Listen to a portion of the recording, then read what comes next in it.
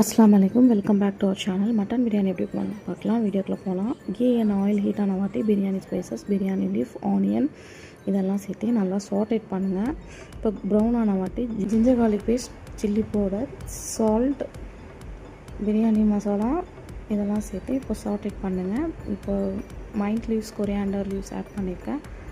Tomato அதுவும் add பண்ணியிருக்கேன்.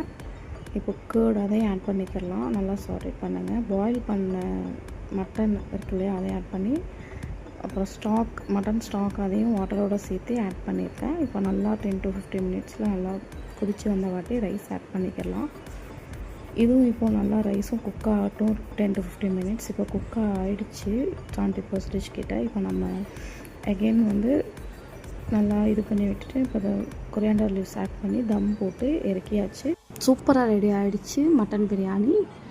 Video பிடிச்சிருந்தா லைக் அண்ட் சப்ஸ்கிரைப் பண்ணுங்கள். கண்டிப்பாக ட்ரை பண்ணி பாருங்கள். அஸ்ஸலாமு அலைக்கும்.